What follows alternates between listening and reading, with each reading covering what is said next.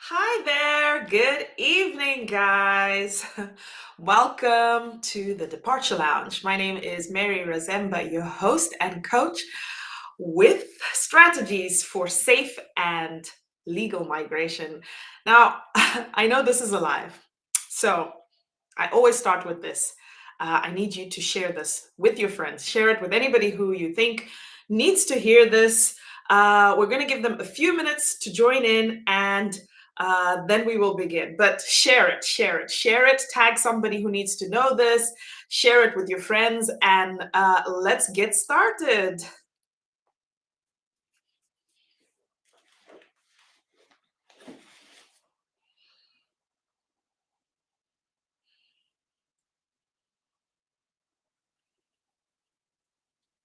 Hello, hello.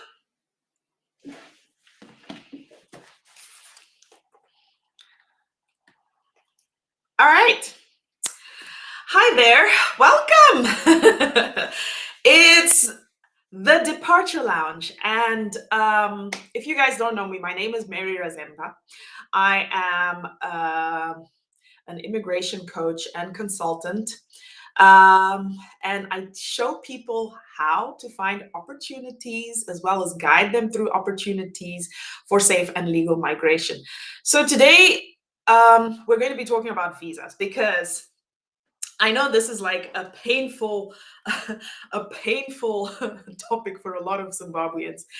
It's a common myth that people don't like to see a Zimbabwean passport or an African passport, because passports, they have the different colors, and European passports are green or red, but African passports are green. Most of the time, they're green.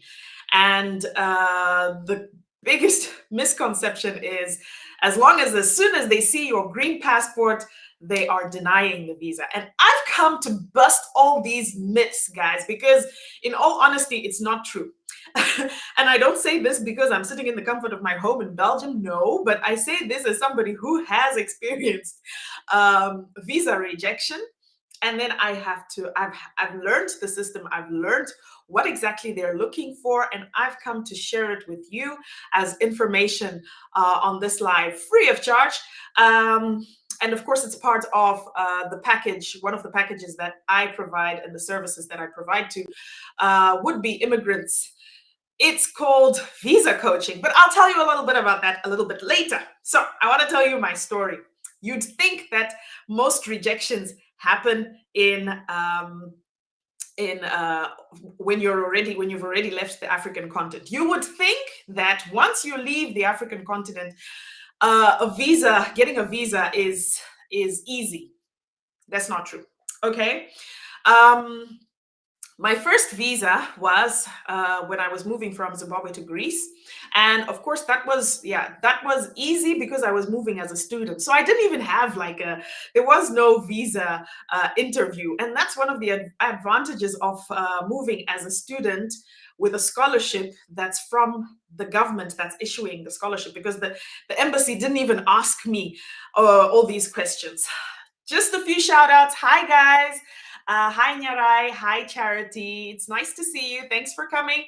If you know somebody who needs to find out why or what are the most common mistakes that people make when they are applying for visas, you need to share this, guys. Okay, so back to my story.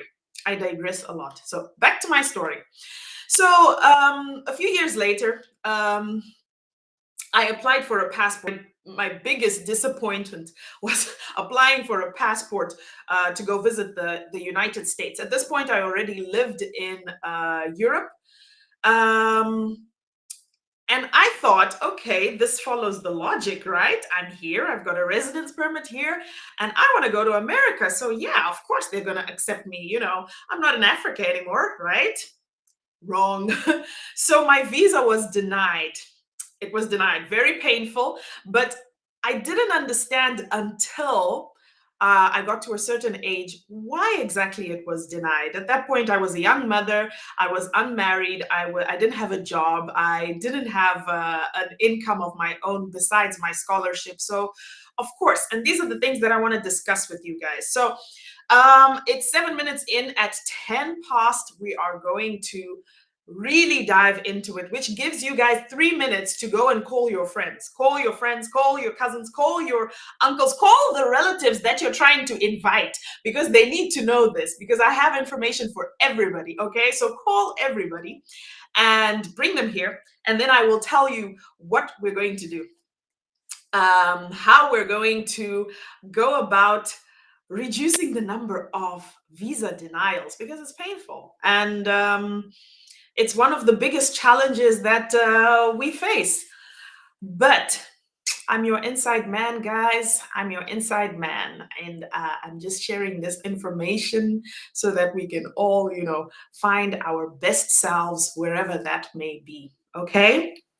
So, if you guys are ready, we're going to dive right into it. Okay? I'm just going to make a little bit of space. I get so excited when it's I get so excited when it's the live, because I'm always so happy to see you guys, and I'm always so happy to share this information with you guys. So do somebody a service and just tag them, invite them. And if of course you're not watching it live, or you can't watch the whole video live, then I'm of course inviting you to the YouTube channel. Go to YouTube. You'll find me as Mary Razemba on YouTube, on LinkedIn, on Facebook, on Twitter, on Instagram. You'll find me everywhere as Mary Razemba. And before we get started, I want to give a big shout out to the team behind the scenes, Digital Guru Zimbabwe. Thank you so much for looking out for us. And GMC Media Marketing Group. So those are my hookups. Those are my links, right? It's 10 past, so we're going to get into it, okay? So, like I was sharing with you guys my visa story, and I was wondering to myself, so what exactly did I do wrong at this point? So I did live already in a first world country, and I had everything. Well, I thought I had everything. I thought I looked like a great candidate on paper. And then it started to dawn on me with the years, because I say this because I have a teenage daughter. When you're young, you really think you know everything, and you're convinced of the fact that you know everything. But as you get older, you start to realize you really don't know that much, and there is more to learn. So I went around digging and to find out. So first thing that I need you guys to do, if you want your visa to be accepted, we're going to start with the basics, and these are the basics. They're pretty much no-brainers. Like number one is have a clean criminal record. Okay, understand that if you have a criminal record, you automatically make it difficult for yourself to leave. So this I say especially to the younger people, those difficult years of puberty and growing up, they are the most trying period of your life. So make sure you don't get yourself into predicaments that will ruin the rest of your life, because once you have a criminal record, especially for something serious, like of course we're talking murder or theft, grand theft, or then it makes it difficult for you to get a visa. But I'm still talking about the no-brainers. Okay, something else that people don't realize is fraud, like financial fraud. So some people think, okay, I committed a crime, but all I did was still steal a little bit of money. Guys, European and Western countries take this very seriously. You will get more time in prison for stealing money than you would for killing somebody. True story. And especially if you're stealing from the government. So make sure, number one, first of all, that you have a clean criminal record, and you need to have proof of it. Okay, you need to make sure that when you go for your interview, you have that record to show, even if they don't ask for it, but you have that record to show that, listen, this is me. I have a clean record. Okay, that's number one. We're still on the no-brainers, so I have like 4 no-brainers. Okay, number 2, false documents. You can't have false documents. You can't expect them not to realize that your passport is fake, or that it's not you on your passport. Okay, they're not stupid. They're not stupid. Number 3, Damaged passport. So if your passport has been damaged by water or by fire, or it's no longer authentic, or it's just, it's just not taken care of, it's dirty, it's just not taken care of, they're no longer authentic. Understand that this document is, first of all, it's a legal representation of your identity, and you have to take care of it and make sure that it is safe. So your passport is very important. So make sure that when you're applying for a visa, your passport looks good. Okay. And number four, which is the last no-brainer. Okay, these are like no-brainers. All right, is have a valid passport, as in don't apply for a visa with a passport that's expired, and make sure there is at least 3 months on that passport when you go to apply for that visa, because understand that the maximum that they are going to give you, that any country will give you, is that 3 months. So if you don't even have that 3 months on your passport, then it kind of makes it a little bit, shady. That, are you really coming back, or what are you doing? So that being said, those are the no-brainers. All right, no-brainers as to why a visa will be denied. Okay, now we're going to dive into the real stuff. Okay, so if you guys have any questions, by the way, be sure to type the questions, and I will definitely get to them. Here are a few shout outs from Nyarai. Charity, hey Nesu, hey girl. Notando says, my D. Oh yes, tag your friends. All right.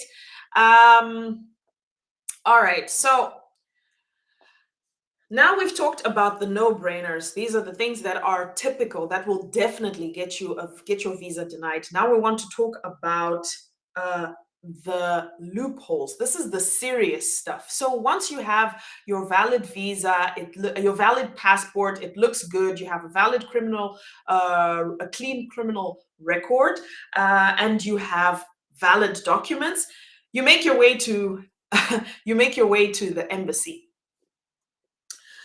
I'm going to start with appearance, okay? Because we take for granted that people will judge you. People will judge you just by the way you look, most of the time. Your first impression makes such a big difference, okay? So when you go for this interview, guys, I need you to look good, look clean. And when I say look good, I'm not talking about wearing Gucci, Prada, and wearing, a whole tons of makeup, or but look presentable. And you have to kind of understand that most Westerners are not overly dressed people. Okay, we have a tendency in our African culture to overly dress. So most Westerners are not overly dressed, and in fact, when you are overly dressed, or you're wearing too many colors, or what you're wearing is too bright, or you come off as not well put together. So this is an impression. It's kind of like a cultural disconnect that a lot of people fail to understand, fail to realize, that immediately when you look like a beautiful butterfly, which there's nothing wrong with looking like a beautiful butterfly,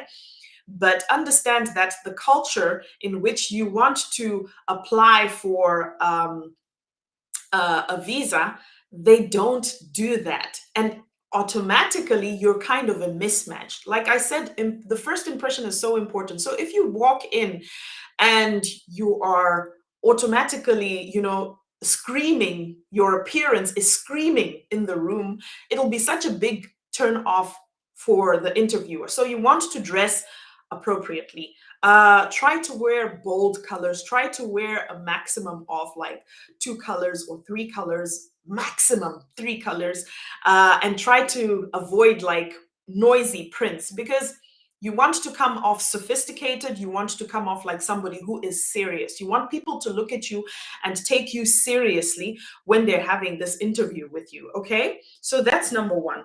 Your appearance really, really matters. And my tip for you when it comes to appearance is get an opinion, okay? Do some research. What does the average American wear? And I'm not okay. The average serious American wear. What does the average European wear? And try to mimic those trends, because at the end of the day, you don't want to be rejected simply because you look like a hot mess. All right.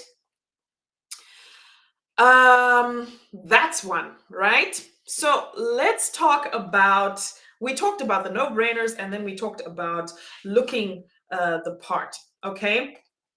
I have some notes here. So if you see me looking down, this is what I'm this is what I'm looking at, because I made some notes, and usually I give this I teach this in groups or to individuals. So it comes from a PowerPoint. So I kind of had to print my PowerPoint and have these notes. Okay. Then it comes to something basic. You know, like when you are reading the visa requirements, go to the visa requirements of the country that you want to visit. And you will find in every visa requirement, they ask you for an itinerary, right? Now, most people think that an itinerary just means your plane ticket, as in you need a plane ticket for where you're leaving, the day that you're leaving, and the day that you're coming back. So most people only have an itinerary, which is just basically 2 days, two flights, a flight there and a flight back.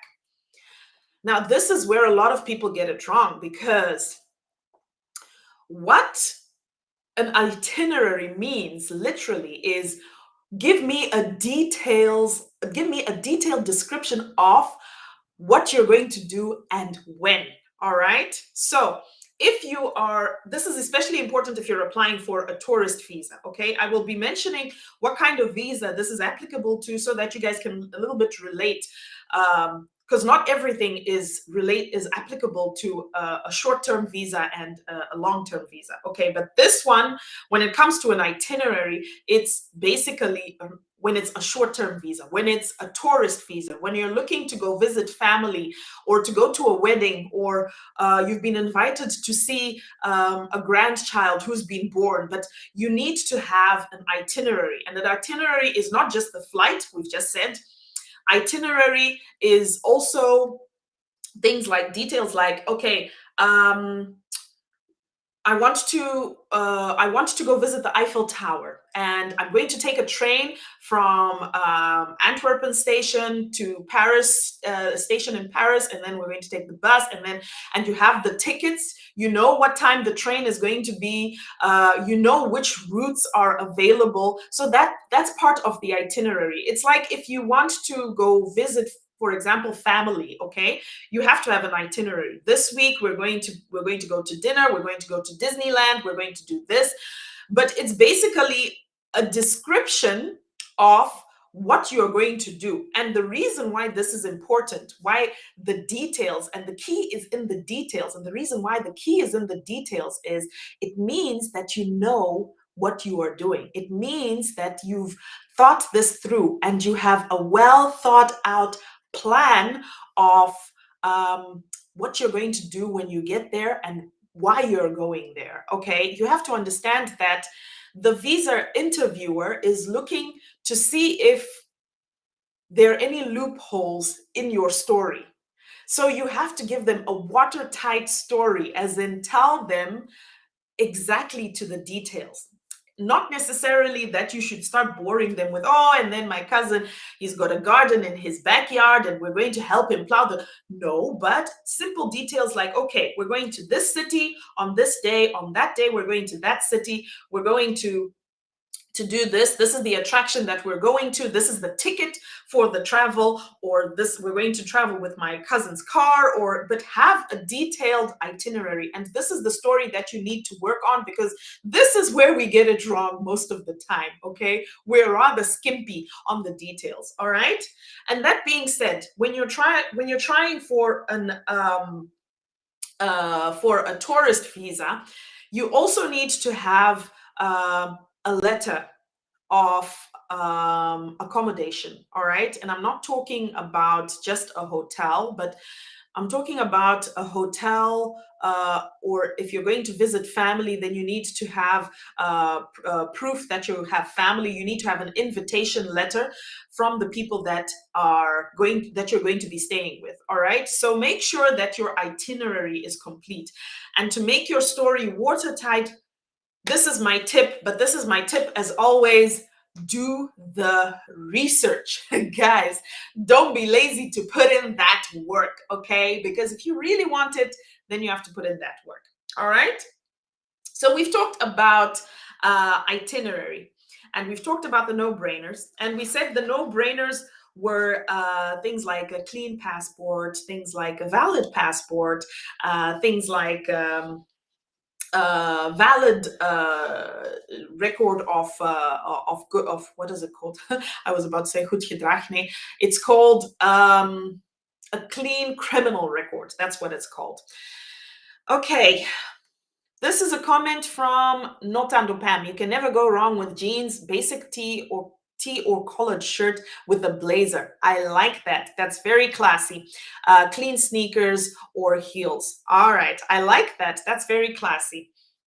So this is something that's, I think she's talking about your appearance. And we've talked about the appearance, and we've talked about the itinerary. And now we're going to talk about the reference letter. I've alluded to it before in the previous point. We're talking about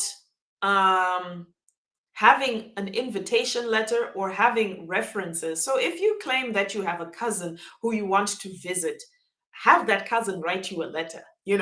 Have that cousin write you an email or something that will confirm that you have this cousin or this relative and you're indeed going to go visit with them.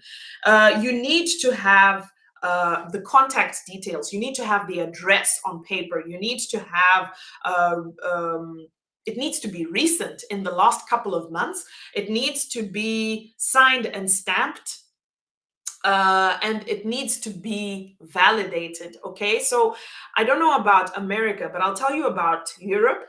When I invite my parents, when I once had my mother come over a couple of times when I was in Greece, and when I made an invitation for her to come over, I had to get it signed at the notary. Okay, the version of a notary.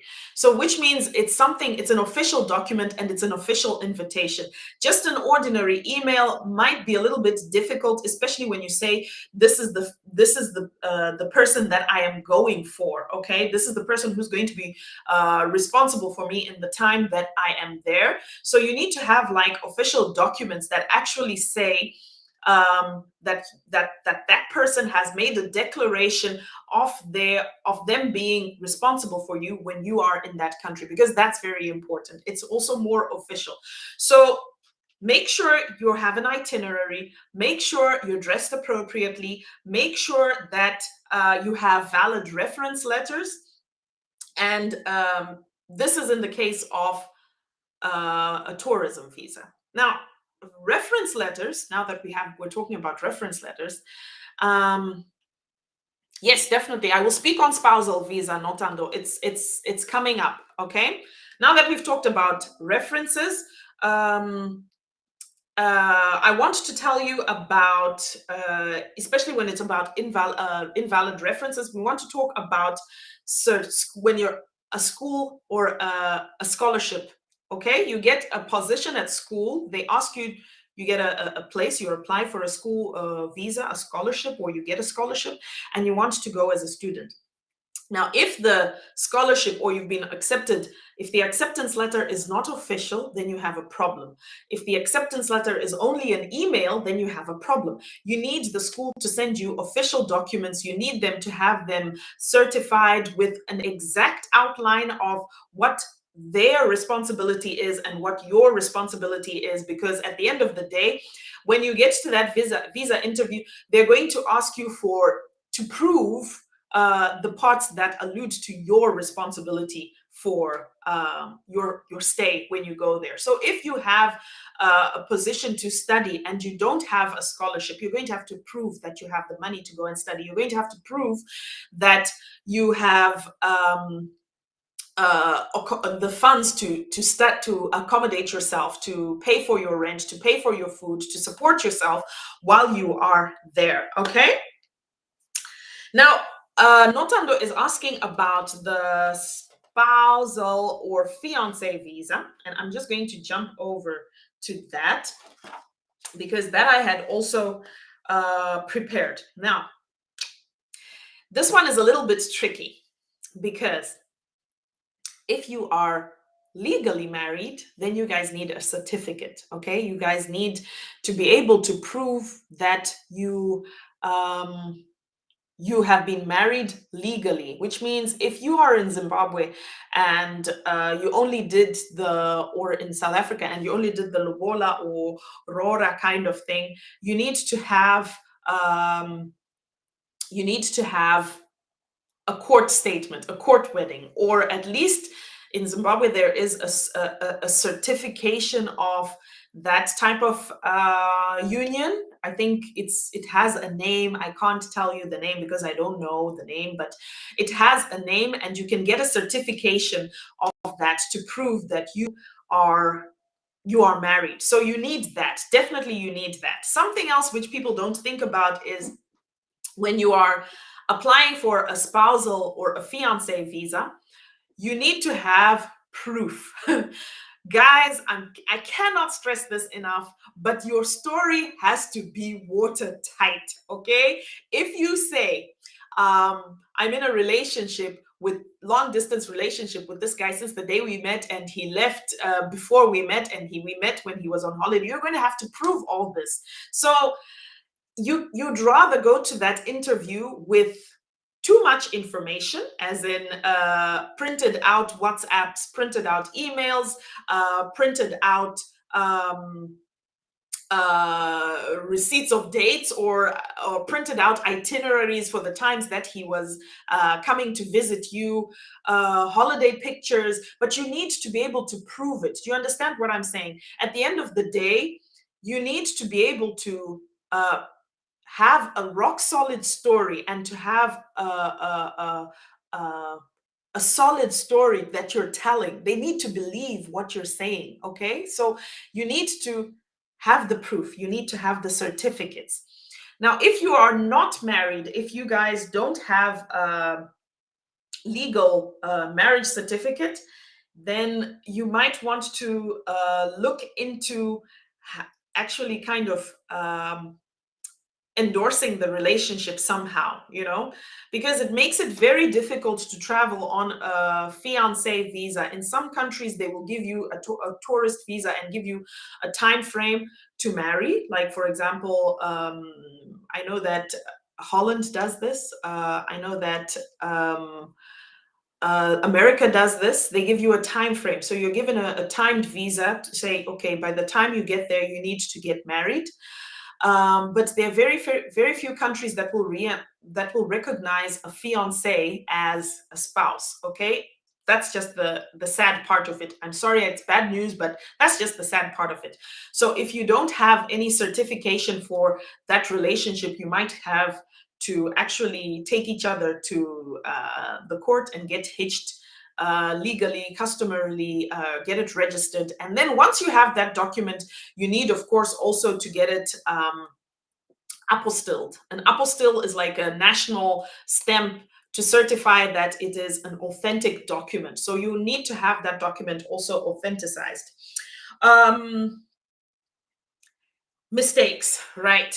Now, a lot of people have got typos on their marriage certificates. So if, for example, you have one document out of a whole line that has um, a mistake, if they misspelled your name, and instead of writing, for example, with me Mary with one R, they write Mary with two R's, then you need to get that document fixed. Understand that there's an English saying that says a stitch in time saves nine. Understand that if you don't fix it, then it's going to come back to bite you. Okay, so you want to take care of it there and then. Okay, so that's about the spousal visa. Also, when you're applying for a spousal visa, you need to have an invitation as well as proof of subsistence. Sustenance? That's the word, right? Sustenance. You need to have proof of sustenance, okay? What it means is if your partner is working in this country, they need to be able to prove that they can afford to have you as a dependent, or at least to have you as a dependent for a period of time, which means they need to have money that's saved up and have this money. You can even, name that savings account for when my wifey comes, or, or when my hubby comes, or, but you need to have enough money to take care of them. This is why it makes it very difficult if you are not migrating as a skilled immigrant. It makes it very difficult to take your children with you. Why? Because you need to be able to sustain the people that you invite. It makes it very difficult. So this is one thing that you guys need to know. You can only migrate to somebody who is able to take care of you. So even if I invite my mother, my aging mother, or my father, or my brother, or my sister, if I can prove the relationship, that's okay. But I have to be able to prove that I can take care of them. Otherwise, the visa will be denied. And that means bank statements. But you can also build credit. Okay, here there is what they call credit. So if your bank account can go into minus 2,000, minus 5,000, then that's credit. Okay, if you have a Visa card that's not overdrawn, of course, and you have a couple of credit cards that can take you up to 5,000, 6,000, then that's also credit. If you have, for example, if you own your own home and you don't have to pay rent, that's also credit, because at the end of the day, you're just trying to prove that you have the finances to be able to take care of the person that you're inviting.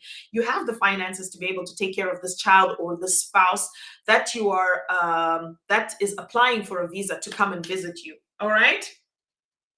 So my tip for those trying to get a spousal visa is put a ring on it. Put a ring on it, make it legal, and then you have to earn enough. Make it legal, earn enough money, and then it makes it a little bit easier. But then again, the same rules still apply. Please, when you go for the interview, please don't be overdressed. Don't be dressed inappropriately. And we're going to come back to this, but mind your language, mind your appearance, mind your manners, and that we're going to come back to, because that's one of the biggest reasons why people get refused visas. Okay. Tendai says, earn enough, like how much?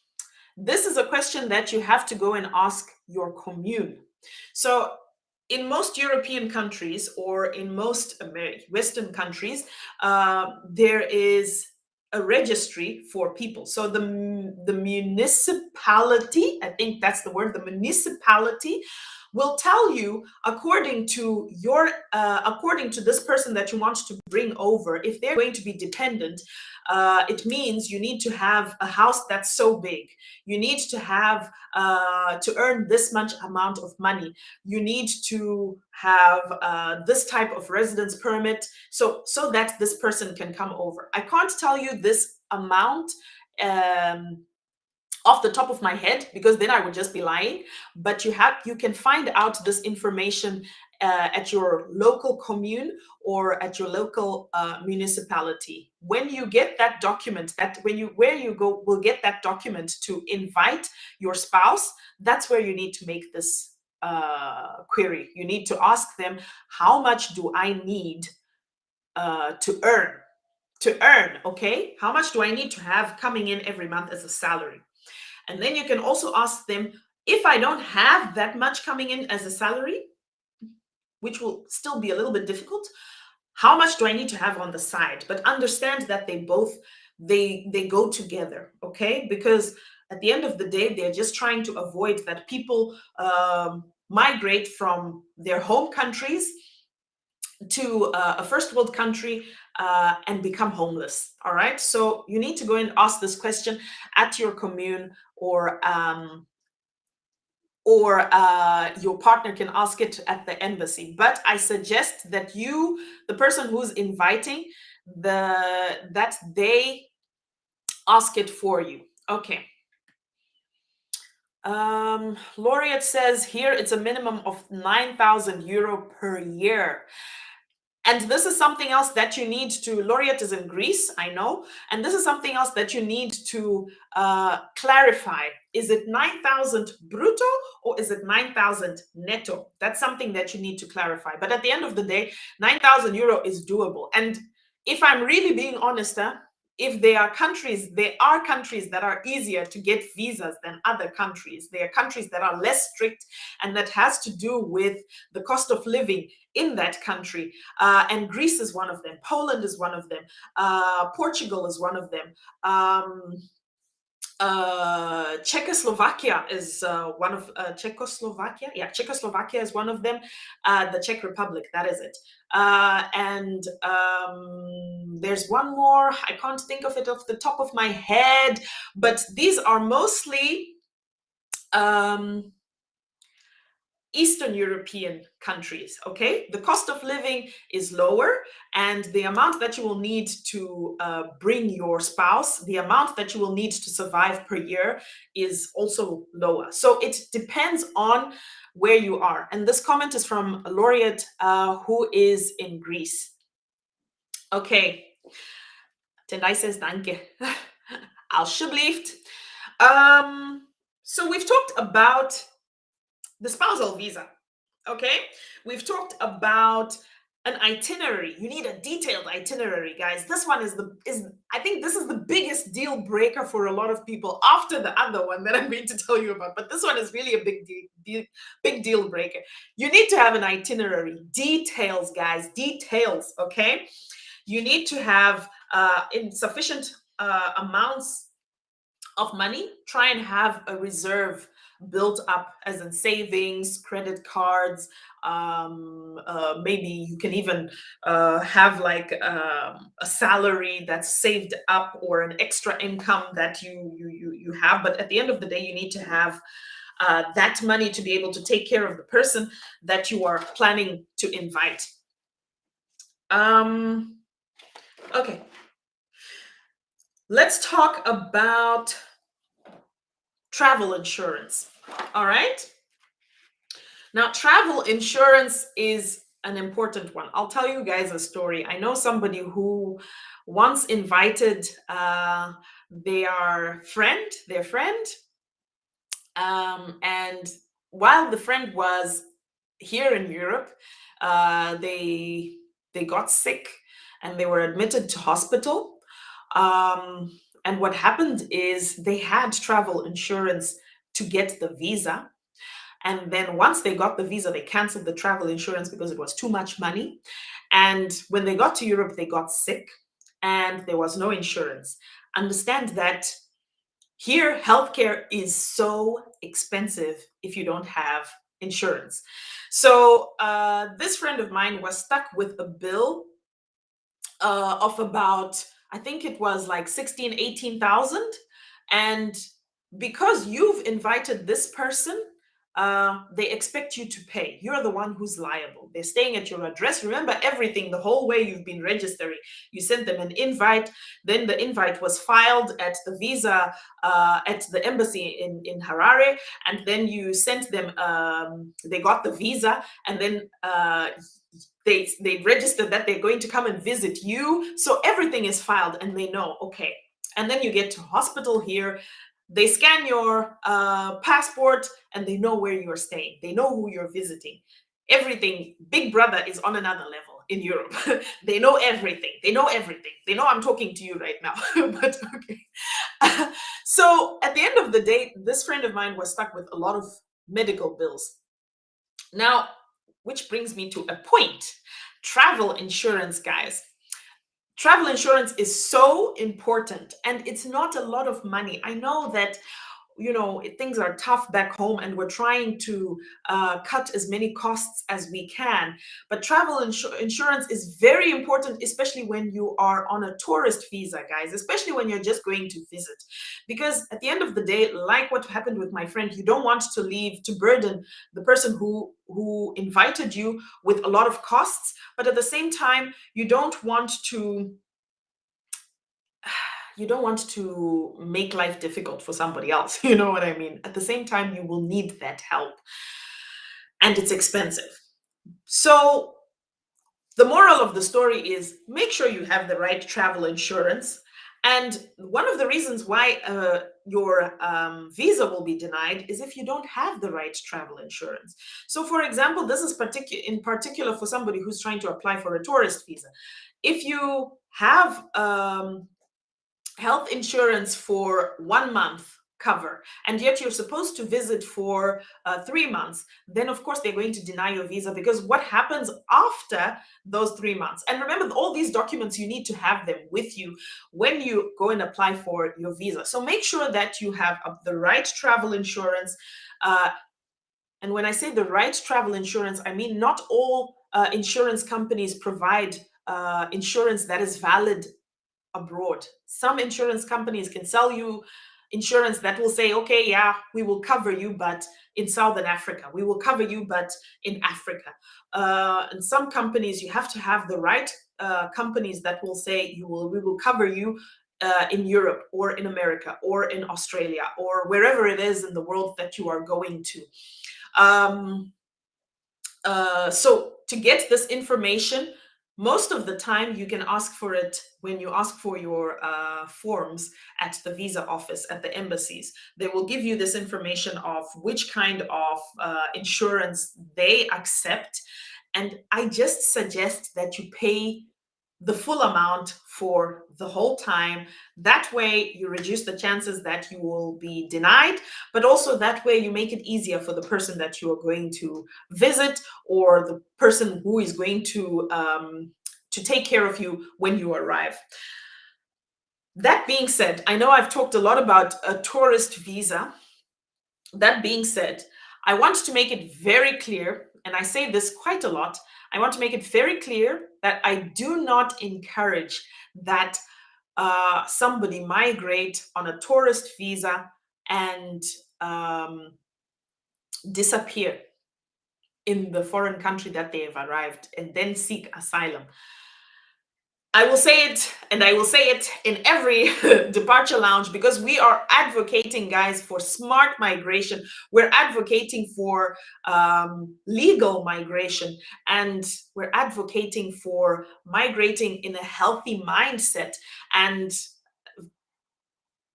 the refugee process, guys, I think that's the most painful way to migrate. So please, I beg you, do not do it. If you're going to get a visa to go and visit somebody, get that visa and go home.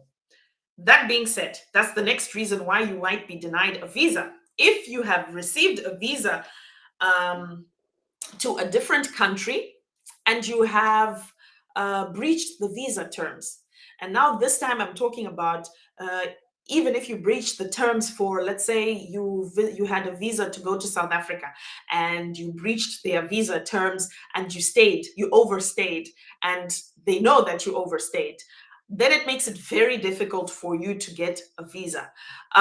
If you had a visa for Europe, or if you were previously denied a visa for the European Union, most of the time, then the second response will be also negative. Why? Because it's kind of a game of, why were you denied? So we don't know why you were denied, but we trust that they denied you for a reason. Do you understand? So make sure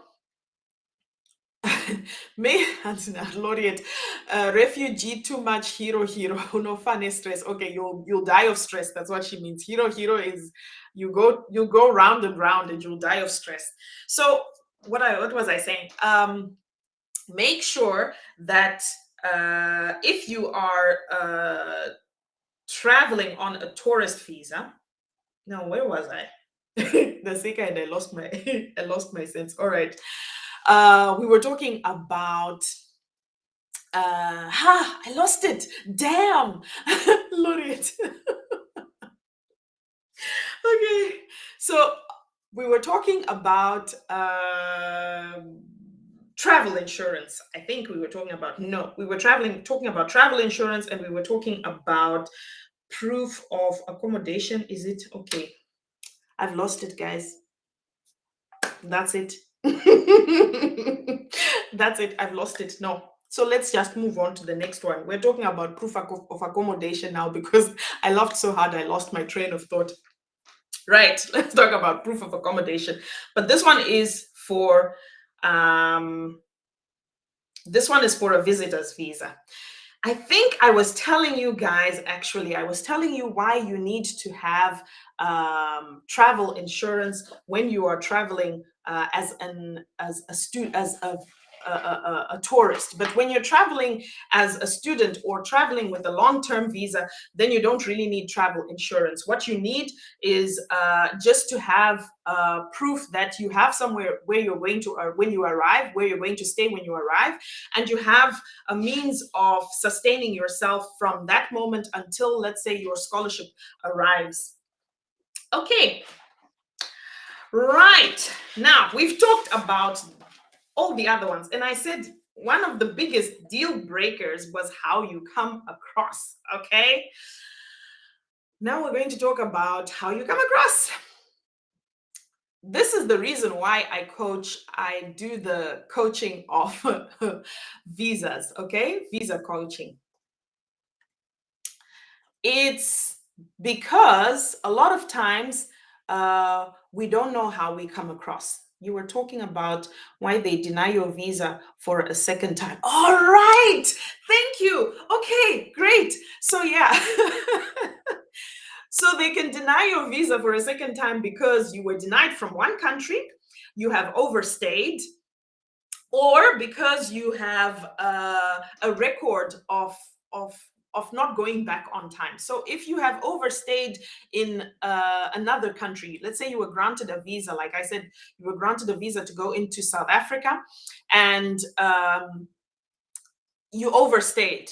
When you apply for your visa in that same country with that stamp that you overstayed, then you probably will be denied, because there is no trust. They cannot trust that, yes, you overstayed one time, but if we give you a visa, you're not going to overstay. But understand this, guys. This is in the case of a tourist visa.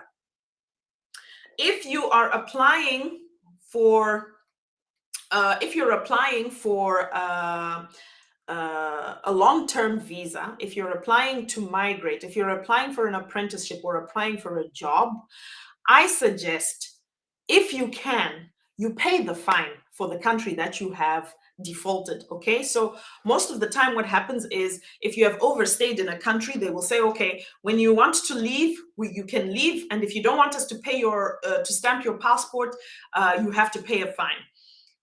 I would suggest that you just pay the fine. Why? Because it shows good character. At the end of the day, you won't be lying when you say, yes, I've overstayed, and you will have you can come up with an explanation of why you overstayed, and that can justify it.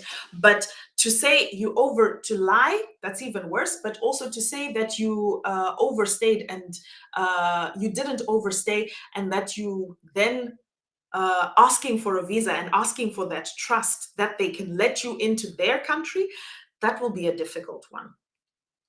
So I suggest, number one, in the first case, when you get a visa, when you're migrating, when you're going as a tourist, keep it as a tourist, go home.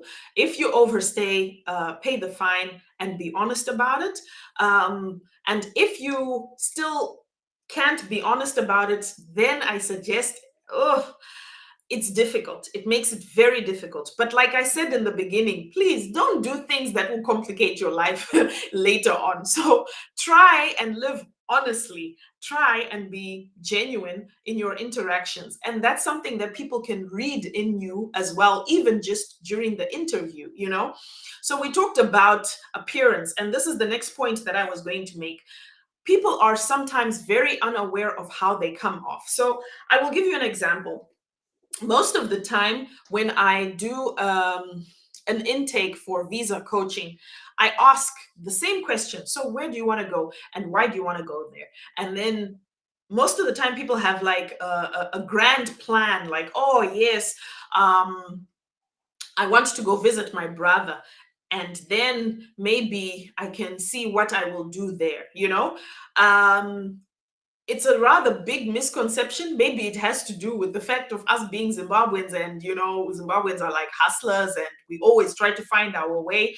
But you cannot say that to the to any embassy, because all it says to them is, it raises alarm bells that it's like there's something shady that's going on. There's something shady, and of course you will be denied that visa if you don't have a plan. If you can't explain to them clearly, even when you're applying for a long-term visa, uh, what the long-term plan is, then 90% of the time you're going to be denied.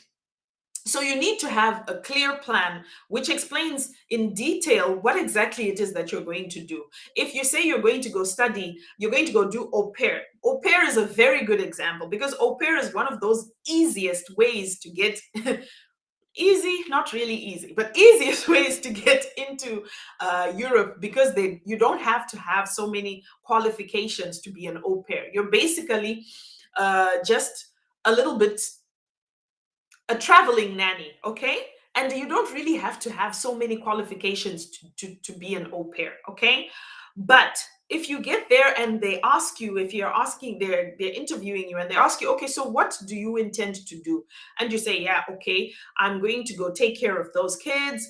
And yeah, and then where do you see yourself in 5 years? Oh yeah, and then I'm going to I don't know, I'm going to find a job, I'm going to keep doing this. Or you have to be very careful how you answer it, because that can make and break your interview, okay? Because at the end of the day, they want to understand that this is somebody who we have, who is serious, who knows what they're doing, who knows what they're talking about, who has a vision for their lives and has a vision to change their status, but legally. Okay, nobody says when you leave as an au pair, you have to come back.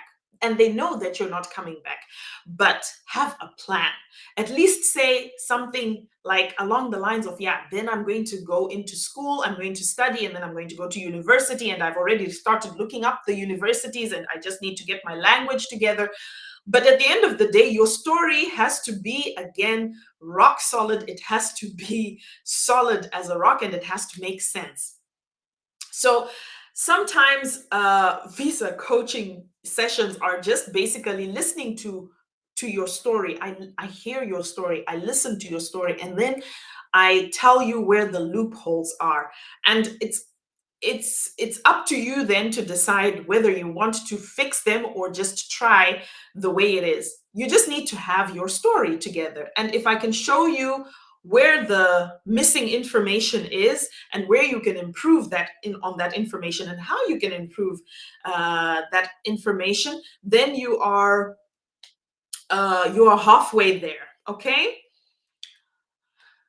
I talk a lot, guys. Today I have water. I'm just going to read a couple of comments. Discovery offers comprehensive travel insurance from South Africa. Mhm.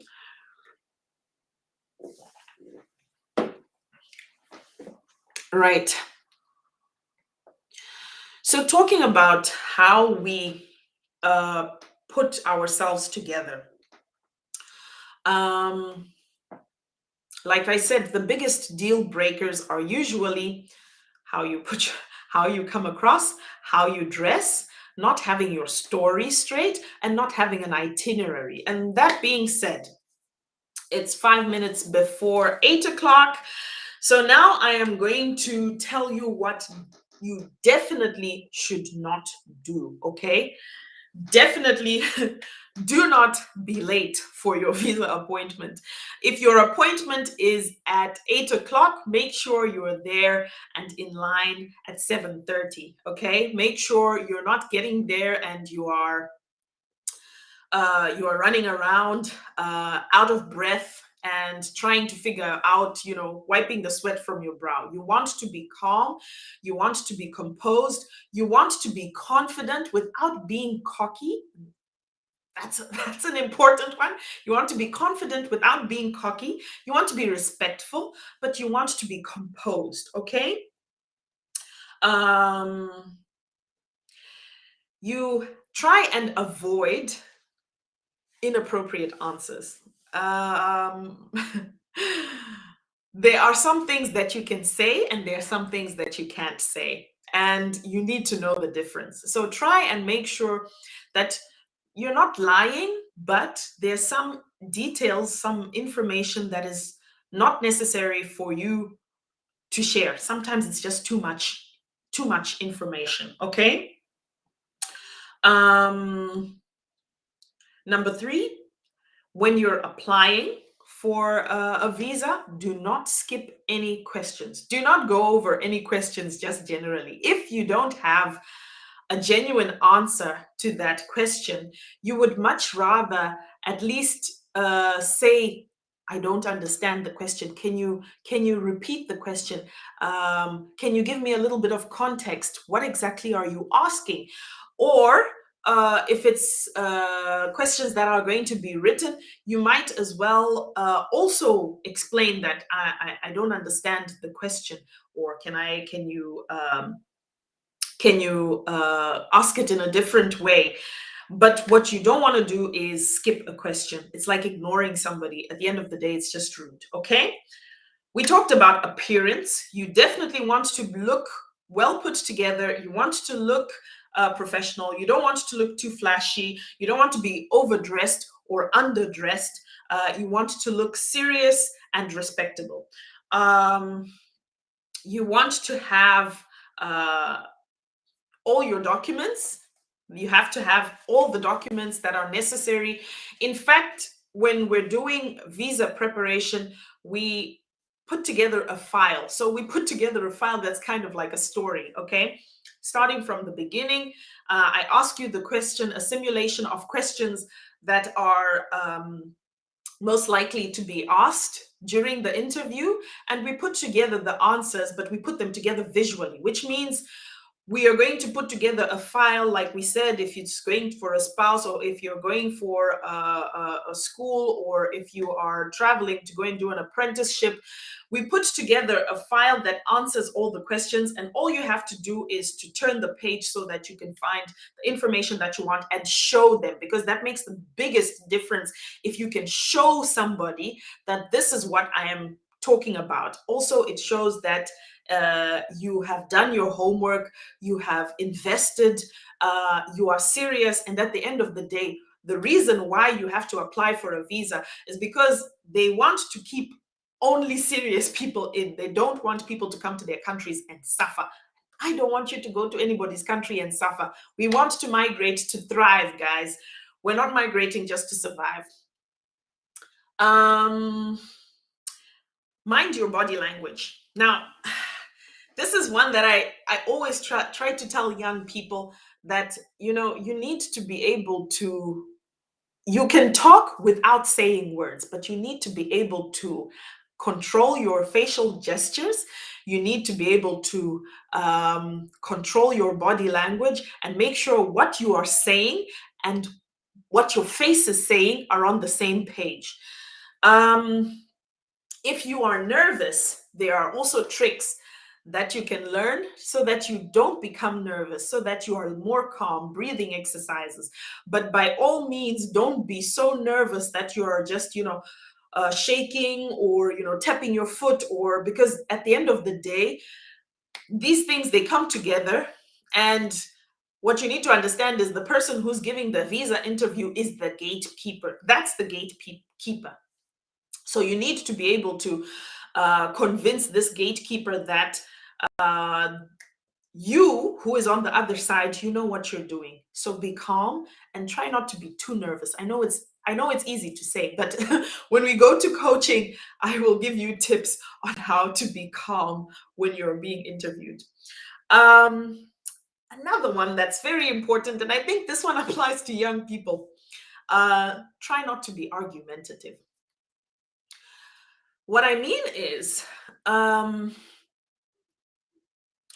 there's no one that's more annoying than somebody who does not know, but they think they know, and they are arguing because they think they know what they don't know. I don't know if you understand what I just said, but there are some people who just argue even though they don't have the facts.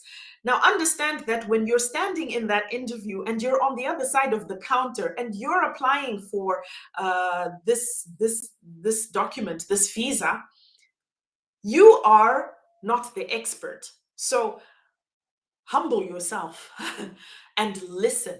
Always listen. Try and understand, what is this person saying to me, and what is the angle? How can I put this to the best of my advantage? Turn this around and make this the best of my advantage. So these are my 9 tips on what you should do.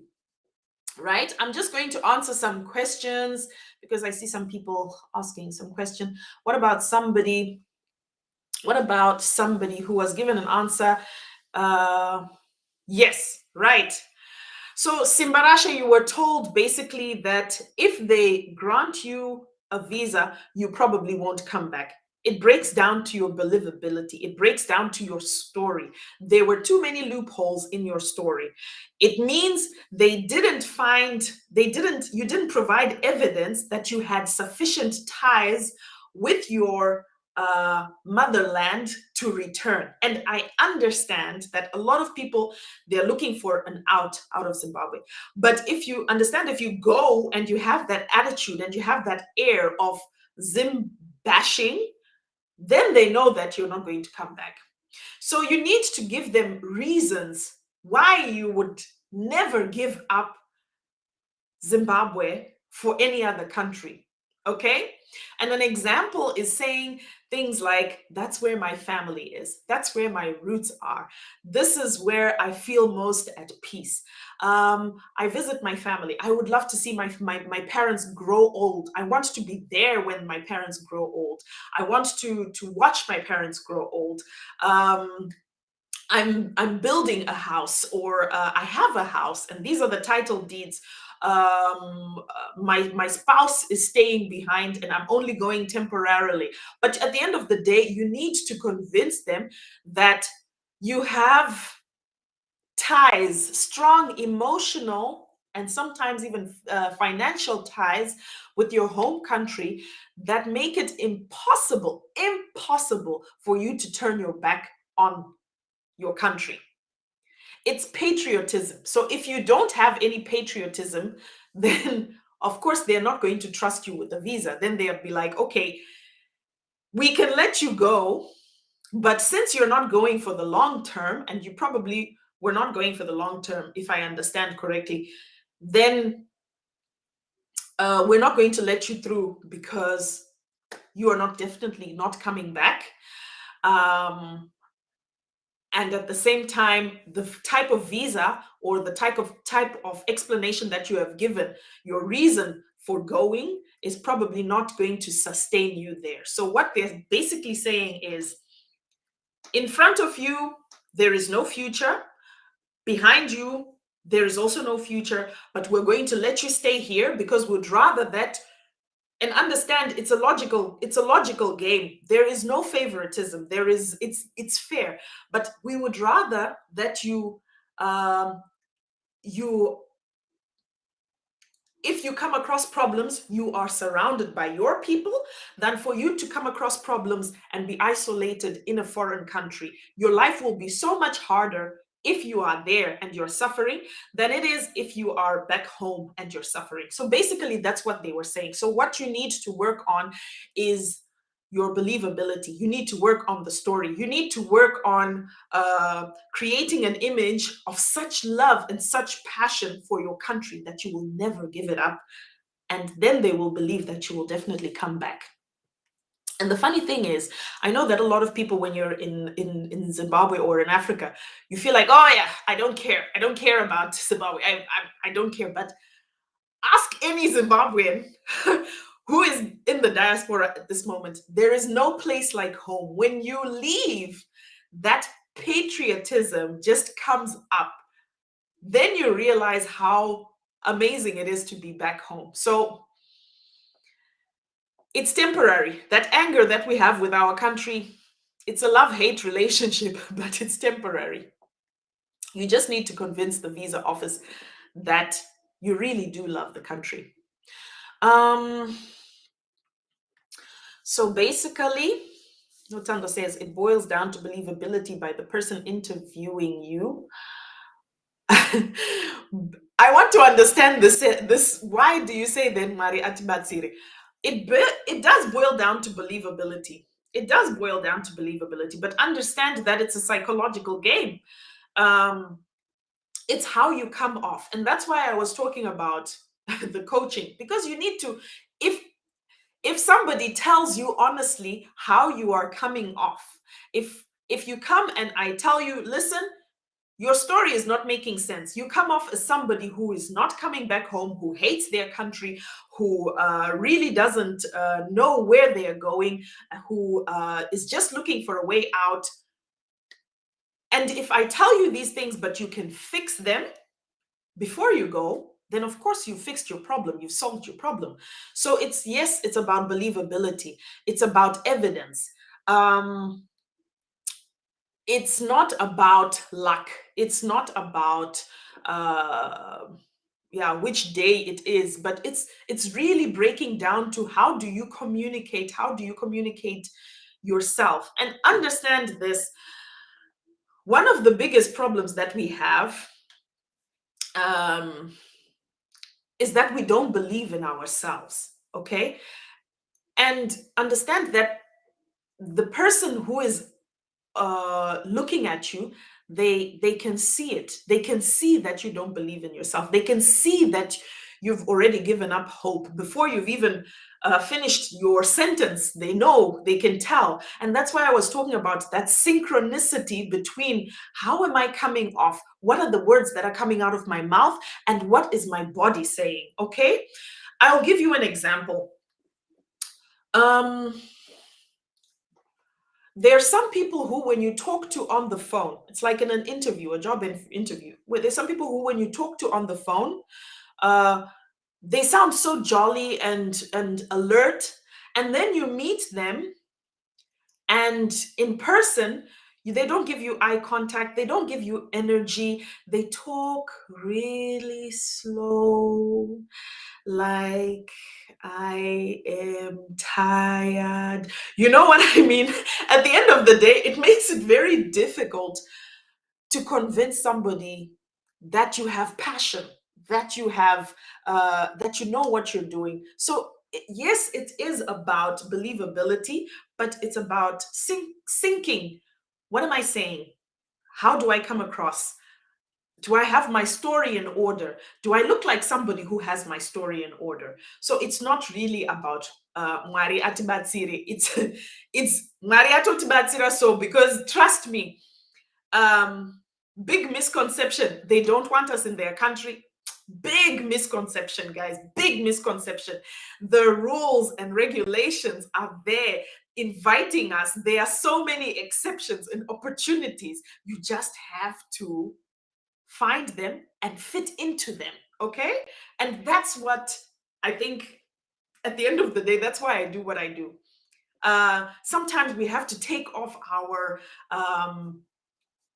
mentality, our negative mentality, and adopt a new kind of mentality so that we can fit in and understand that there is such a gap in terms of the Western world and Africa.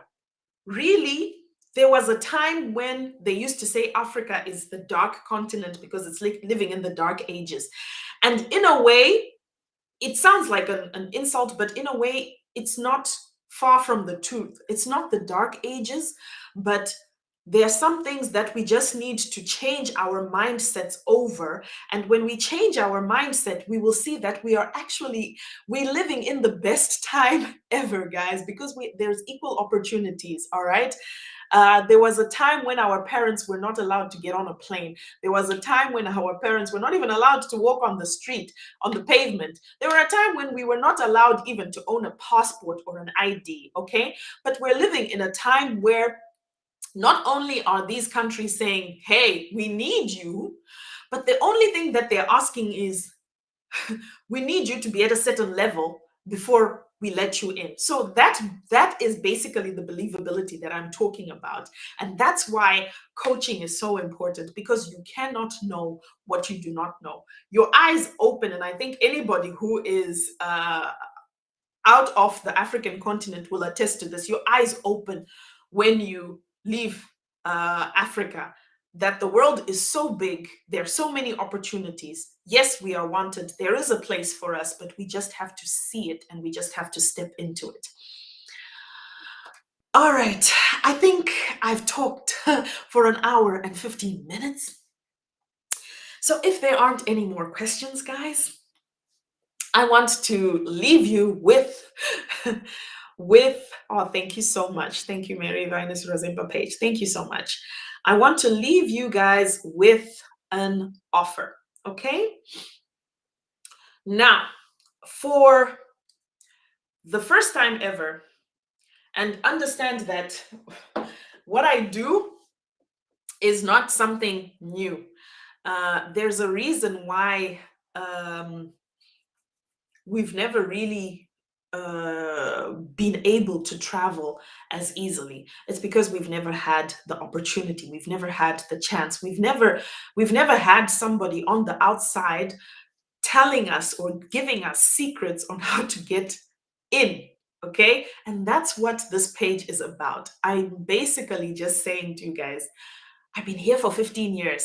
I know what they want. I know what they're looking for. Come, let me show you, okay? Come, let me tell you. This is what they want. This is how you get in. This is how you rise to the top. This is how you make a life for yourself here. And I will tell you at the end of New Year's, because it's almost, I talk about this a lot, but I mean it when I say it's been 7 years. 7 years that I've been in Belgium, but it's been 15 years in total that I've been in Europe, and I have learned so many different things, guys. I have learned so many things that will change, that have changed my life, that will, I'm sure, would change your life as well. And I'm ready to share it with you. So what I am doing is I'm holding a torch for you, and I'm saying, this is the way. Come this way. They want us here. There's stuff for us here. There are jobs. There's opportunities. But come this way. But if you want to come this way, you need to change your mindset. There's some things that you have to let go of in order to receive. You know what I mean? And it's certain mindsets. One mindset is that they don't want us here, because that's not true. Because if they really didn't want us here, there would be no laws that allow immigrants to come and work. There would be no visas that allow immigrants to come and work. So think about it that way. All right. And another thing is, we just need to change how we see things. We just need to change how we view things, and then the doors open. But it starts here. That's why I post a lot of that motivational stuff. And deep down at heart, I am, a psychology geek. That's what I am. All right. Mental health and psychology geek. That's what I am. All right. So Whew. I can talk and talk and talk, guys, but it's time for me to go and rest my voice. You guys have been amazing. I hope this information was helpful, but because to be honest, I was up at 5 a.m. today. Now, let me let me tell you a story. I was up at 5 a.m. today. I worked the whole day. And then I come home, I make dinner for my family because besides being a working woman and, I make dinner for my family and then I come to this live. So I want to apologize if I seemed a little bit off sometimes. It's been a long day, but I promised you guys a live every Friday and you guys are going to get a live every Friday, right? Now, special offer. Thank you, Notando. This is what I have for you. All right, I am offering you guys 50% on visa coaching. And what does 50% mean? Normally, a visa coaching session is $50, but I am going to give it to you. If you book a session before the end of January, you get it for $25, okay? Which means, what do we do in a visa coaching session? You come and you tell me your story. First of all, we make sure that you're applying for the right visa. We make sure that you're applying for the right visa. We make sure that your documents are in order. We make sure that your story is straight. We make sure that you have the right insurance. We make sure that your story is watertight, guys. Is watertight. Like I said, you need to have everything on point. It needs to click. And then you tell me the story. So what do you want to do? I'm going to interview you. And at the end of the interview, the only difference is I'm not going to stamp your passport, but at the end of the interview, I can tell you, you need to go and fix this. This is your homework. This is what you need to fix. This is what you need to look at. This is what you need to change. Can you bend this a little bit? Work on your outfit. You show me, what are you going to wear? You tell me, this is what I feel. I'm so nervous. How do I stop talking so fast? I will tell you. I will give you tips. I will give you tricks. We will do the research. I'll tell you where to look. But I need you to make this reservation before the end of the month to receive this offer. 50%, guys. So it's $25 instead of $50. And we're doing some visa coaching. So you can also expect besides this special offer, you guys can also expect a blog. I'm going to put all this information in a blog, okay? Where you can, if you don't have the $25, no problem, my friend, I've got you, okay? The only reason why I charge this $25 is, like I said, I have a whole life. I have to find time. And at the end of the day, my time is also precious. You understand? But if you can't afford this $25, it's no problem. I'm going to put this information in a blog, right? All this will be available in a blog. And if you subscribe to my website, you will be the first to receive this blog when it comes out fresh off the press. And I'm promising it to you. It'll be published on Tuesday. So if you subscribe to my blog, you will be the first to be notified when this blog post comes out, and then you can get right to work. But because you are here, this one is for you. You get a special offer of 50% on visa coaching. Okay, guys, it's been an hour and 20 minutes. My throat is so dry. I really want to thank you all for coming. Thank you so much for sticking out this hour and 20 minutes with me. Don't forget to share this live and share this information with anybody that needs it. Refer people to Mary Razemba YouTube, and you will find all my videos from all the lives and from all these sessions to watch on replay on YouTube. Subscribe to my blog, subscribe to the website. and get some offers. So thank you so much for being here. I hope you guys enjoyed it. I hope it was useful, and I hope to see you again very soon. For me, good night, guys. Have a great weekend.